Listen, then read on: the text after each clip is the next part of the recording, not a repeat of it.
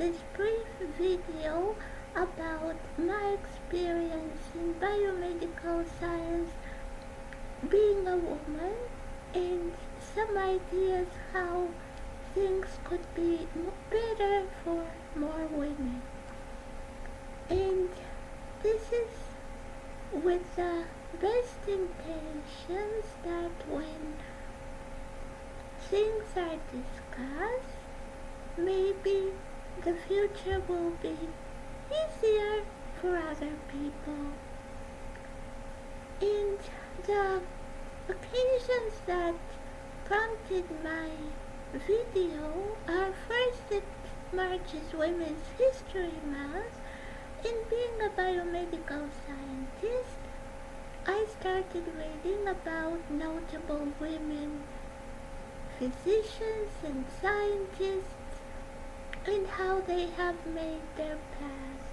And this is one book that I got from the New Rochelle Public Library. It is about Dr. Mary Putnam Jacoby, and she challenged Victorian medicine, and she made her way as a physician and as a scientist. And it's a very interesting career. And her dad was a New York publisher, George Palmer Putnam. And she's the first woman to be accepted into the Sorbonne Medical School in Paris. She was very determined. And she has also studied at Medical College of Pennsylvania, where I worked for 4 years. At first 3 years as a postdoctoral fellow in the lab of Dr. Ben Weiss, and then 1 year as a research assistant professor. And I had their amazing experience because Dr. Weiss was a very caring mentor and boss, and I liked my colleagues and everything was wonderful. So the second occasion that prompted me to record this is that I'm a biomedical scientist and physician because of my dad. He was a surgeon and scientist, and he thought this is a wonderful profession, just as my mom was a pediatrician and scientist, and they encouraged me to choose this profession. I wanted to be a ballerina and an artist. In principle, I'm quieter and like to express myself through art. Whereas in medicine and in science, you have to talk a lot and to convince people. So maybe I felt that this is not the right profession for me. So I would like to share the opinion that in science, since there are so many men in biomedical science, I think they set the tone for the communication, which is a bit more aggressive, especially in US science. And even when I wanted to come as a scientist in the US from Sweden, my bosses told me, Genevieve, it's not for you, science in the US is very aggressive. But I was determined, excited, I had a fellowship, and in many instances, I encountered this. And I have been advised by my dad and my mom to be quiet, never to talk back. But in reality, in science, if you want to be heard and to make progress, you have to sometimes stand your ground and talk back.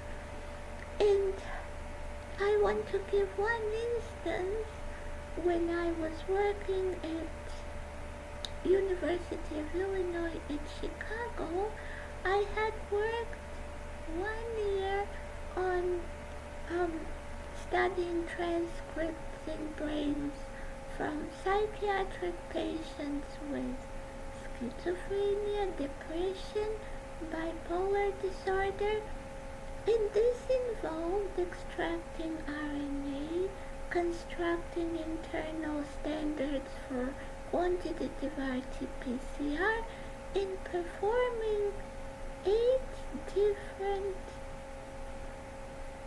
PCRs times 96 sample a day, running the gels, and then quantitating the expression of different transcripts, mainly from the GABAergic system. And my results in the lab of Dr. Guidotti and Dr. Costa were prepared for a neuroscience meeting in San Diego, California. I was going to be the first author. And one Sunday, we were rehearsing my presentation with Dr. Guidotti, Dr. Costa, and another colleague, Dr. Giovanni Carbone. And I'm in principle quieter, and when presenting my talk, Dr. Costa got really upset that I'm quiet. And I said, but Dr. Costa, there will be microphones. And he started yelling, no person from my lab will talk quietly. He said something in Italian and said, no, you're not going to present. And so all of this work and the opportunity to show my work and to network were in vain. But I was advised by my dad that I should not talk back, and I just cried afterwards at home, and then this sort of derailed my development in this project. And until then, I had done quite well as a postdoc and research assistant professor at Medical College of Pennsylvania in the lab of Dr. Weiss, and had I published my results in Dr. Costa's lab, perhaps I could make discoveries and advance in my career. Anyhow, Dr. Guidotti told me that I tend to run away from my problems and I have to address them. And so, in my following jobs, I encountered again sometimes intimidation and yelling. I won't go into detail. But I found that I have to stand my ground and to state politely that what is my viewpoint, and that sometimes things have to be discussed, and that even if I'm quieter, I could make a very valuable contribution. And just because my style of communication is more feminine and quieter does not mean that I'm not a good scientist. And I think in science, if women are starting out, they have to be prepared to stand their ground and to have debates and discussions if they want to get their point across. And if they think this is difficult for them, maybe they should consider another profession. Whether it is right, it's not my place to judge.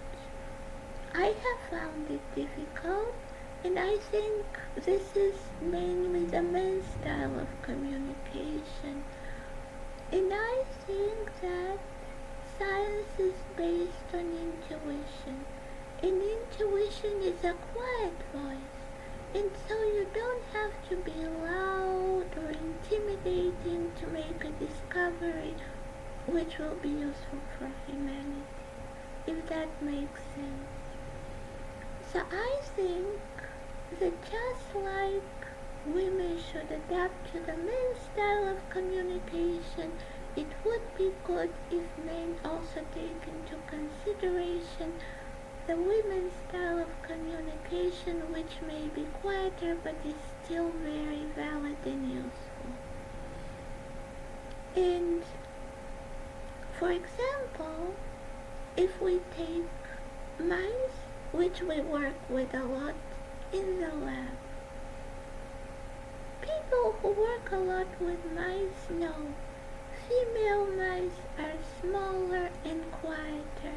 They're more passive, whereas the male mice are larger, more aggressive, they fight. And so I have found out that in biomedical science in the US, maybe because it involves grants, it involves discoveries, and there is a lot of aggression and intimidation, whereas women work in a more quieter style, but they could still know a lot and make important discoveries that would have importance for discovering of new treatments and understanding new diseases. And so their quiet voice should not be silenced by intimidation, if this makes sense. This is my viewpoint. I have many examples. I welcome your viewpoints too. And so to circle back to my dad's birthday, when he told me that I'm quiet, I wish he would have told me that there is intimidation. But maybe he didn't see it because he's a man. So I understand. But I think just like we make accommodations for people with disabilities, we should learn to accept different working styles and not destroy or limit the careers of women just because they have a quieter mode of communication. Thank you so much for your attention. I wish you a happy Women's History Month to learn about notable women not just in biomedical science but in all spheres of society, and they can teach us how to achieve our goals with determination. Be well.